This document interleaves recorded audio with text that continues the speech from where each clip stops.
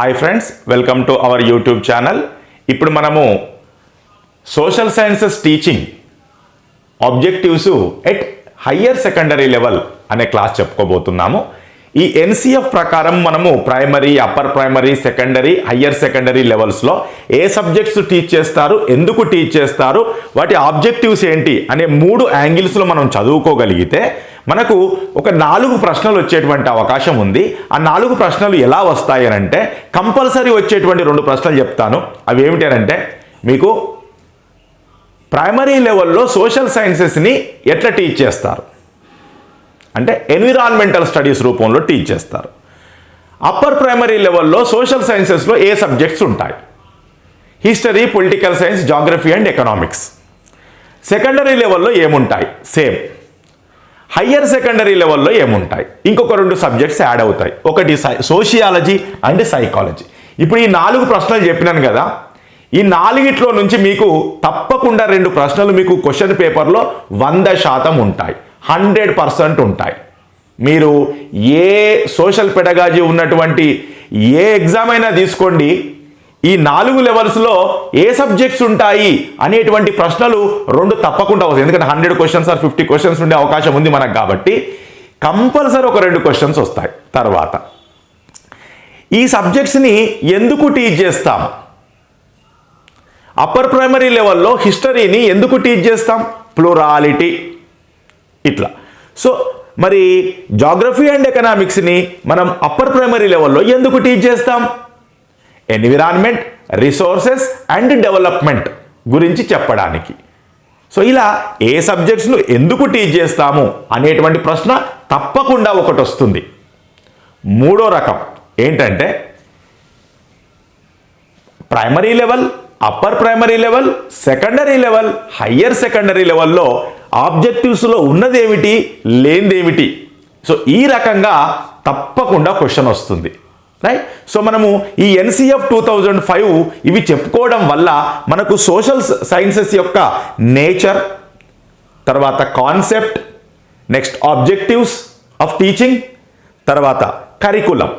So ఈ 3 రకాల యూనిట్లలోకి మనము ఎంటర్ అయిపోయామని అర్థం అన్నమాట. సో అందుకనే నేను ఎందుకంటే మొత్తం క్వశ్చన్ పేపర్ని స్టడీ చేస్తే మాకు అర్థమైన విషయం ఇదన్నమాట. అందుకనే మనం ఇప్పుడు ఫస్ట్ ఏమిటి ఈ ఎన్సిఎఫ్ 2005ని చెప్పుకోవడం జరుగుతుంది. ఓకేనా, రైట్. ఇప్పుడు హయ్యర్ సెకండరీ లెవెల్లో డిసిప్లైన్స్ ఆర్ సబ్జెక్ట్స్, ఏం సబ్జెక్టులు ఉంటాయి, ఎందుకు టీచ్ చేయాలో చెప్పుకుంటే మనకి ఇది కంప్లీట్ అవుతుంది. సో ఇందులో political science, geography, history, economics ఇవి సెకండరీ లెవెల్లో వచ్చేసాయి, అప్పర్ ప్రైమరీ అండ్ సెకండరీ లెవెల్లో వచ్చేసాయి. ఇప్పుడు అదనంగా సోషియాలజీ అండ్ సైకాలజీ. ఓకేనా. సో మరి సెకండరీ లెవెల్ వరకు ఏమో 10 years ఎడ్యుకేషన్లో పిల్లలకి there is no option to choose the subjects, they have to select, they have to study all the subjects up to 10th class. అయితే ఈ హయ్యర్ సెకండరీ లెవెల్లో మాత్రం దే కెన్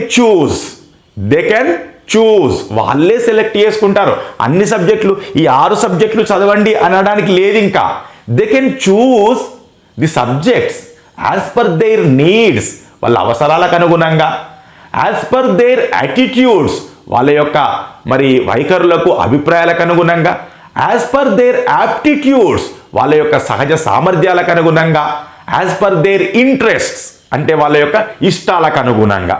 ఓకేనా. సో ఇలా they have the option to choose these any of these subjects అన్నమాట. So ఇక్కడ అదే 10th class వరకు అట్లా ఆప్షన్ లేదు, కంపల్సరీ చదవాలి. But here there is an option to choose any of the subjects as per their needs, interest, aptitudes and attitudes. ఓకేనా. ఇప్పుడు అంటే అన్నీ చదవరు, ఇంకా కొన్నే చదువుతారు. ఓకే. ఇంకా ఏమంటున్నాడంటే ఎన్సిఎఫ్ 2005లో కామర్స్ అనేటువంటి సబ్జెక్ట్ను కూడా బిజినెస్ స్టడీస్ మరియు అకౌంటెన్సీ ఈ రెండింటిని కలిపి ఈ కామర్స్లో పెట్టొచ్చు అంటున్నాడు. బిజినెస్ స్టడీస్ అండ్ అకౌంటెన్సీని కామర్స్ రూపంలో ఇంట్రడ్యూస్ చేయొచ్చు. ఓకేనా. ఇక్కడికి సబ్జెక్ట్స్ అయిపోయినాయి.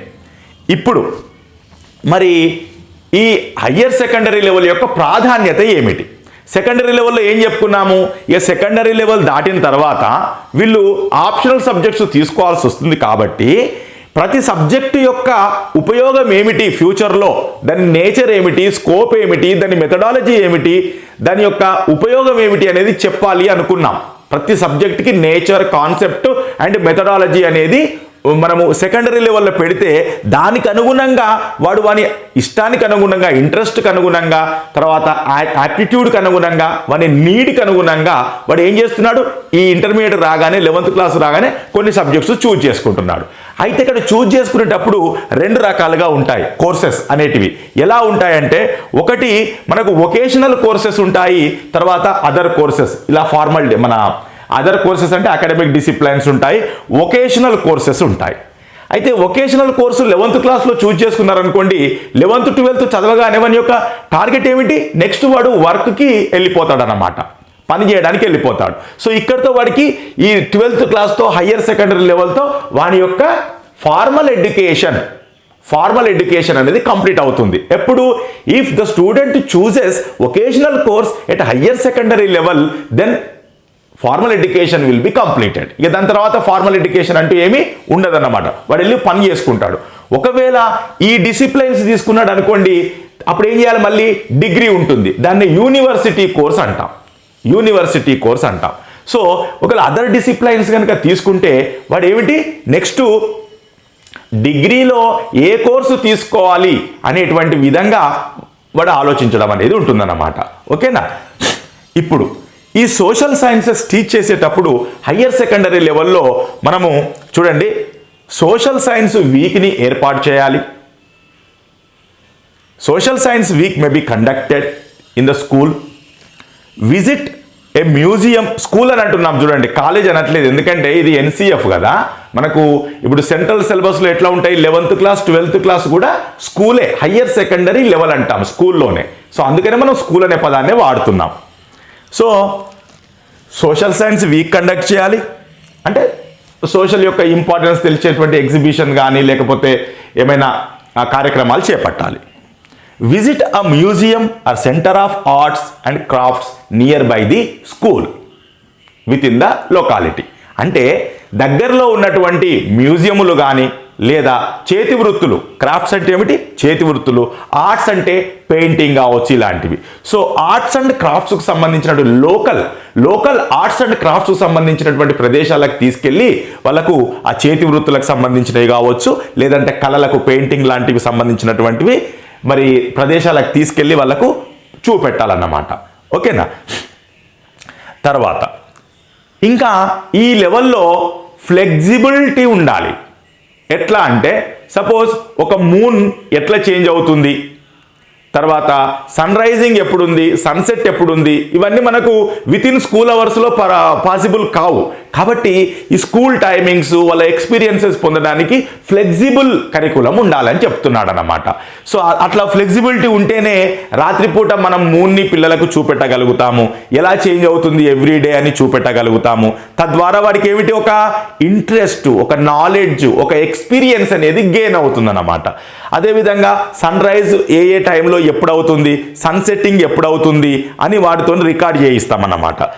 తర్వాత అంటే ఫ్లెక్సిబిలిటీ ఉండాలి టైమింగ్స్లో మనం ఈ సోషల్ సైన్సెస్ సంబంధించిన ఇష్యూస్ నేర్చుకోవడానికి అని చెప్తున్నాడు. తర్వాత మాన్యుమెంట్స్ అంటే మన పురాతన కట్టడాలు ఉంటాయి కదా, చార్మినార్ ఇలాంటివి. సో అక్కడికి వెళ్ళి చూపెట్టడము, తర్వాత వాటిని గీపియడం అంటే మన డ్రా చేయించడం అన్నమాట. సో అలాంటివి చేయిస్తూ ఉండాలి. ఓకేనా. సో ఇవి మనము హయ్యర్ సెకండరీ లెవెల్లో అంటే ప్రవేశపెట్టాల్సినటువంటి విషయాలన్నమాట. సోషల్ సైన్స్ వీక్ ఏర్పాటు చేయాలి, ఒక మ్యూజియం కానీ ఆర్ట్స్ అండ్ క్రాఫ్ట్ సెంటర్ లోకల్లో ఎక్కడైనా ఉంటే అక్కడికి వెళ్ళాలి. సో ఫ్లెక్సిబిలిటీ అంటే టైమింగ్స్, మనము మూన్ని, సన్ని అబ్జర్వ్ చేసి వాటి టైమింగ్స్, వాటి షేప్స్, వాటి చేంజెస్ అన్నీ మరి తెలుసుకోవడానికి స్కూల్ కరికులం టైమింగ్స్లో ఫ్లెక్సిబిలిటీ ఉండాలి. తర్వాత దగ్గరలో ఉన్నటువంటి మాన్యుమెంట్స్కి వెళ్ళి వాటిని చూడడము, వాటిని గీయడము లాంటివి, వాటిని ఎగ్జిబిట్ చేయడం, ప్రదర్శించడం లాంటివి చేస్తూ ఉండాలి. ఇంకా చివరగా ఏమిటంటే objectives of teaching social sciences at higher secondary level as per NCF 2005. చూడండి, వెరీ సింపుల్.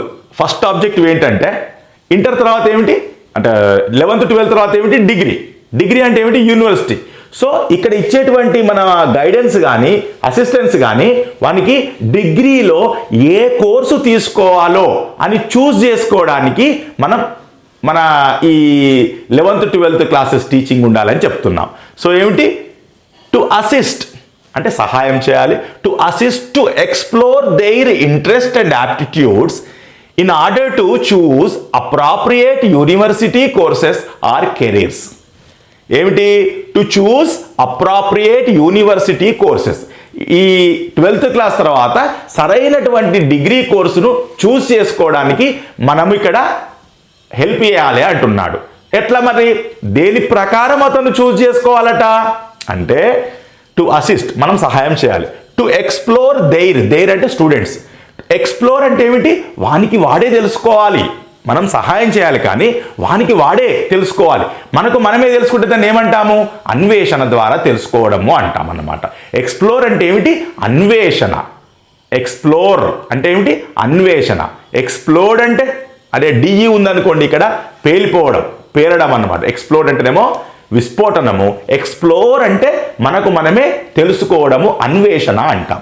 సో ఏం తెలుసుకోవాలి మనకు మనమే అంటే పిల్లలు వాళ్ళే ఏం తెలుసుకోవాలంటే దెయిర్ ఇంట్రెస్ట్, వాళ్ళ అభిరుచి ఎందులో ఉంది, వాళ్ళ సహజ సామర్థ్యం ఎందులో ఉంది, వాడు ఏం చేయగలుగుతాడు, ఎలా చేయగలుగుతాడు అని చెప్పేసి వానికి వాడే తెలుసుకోవాలి. Explore their interests.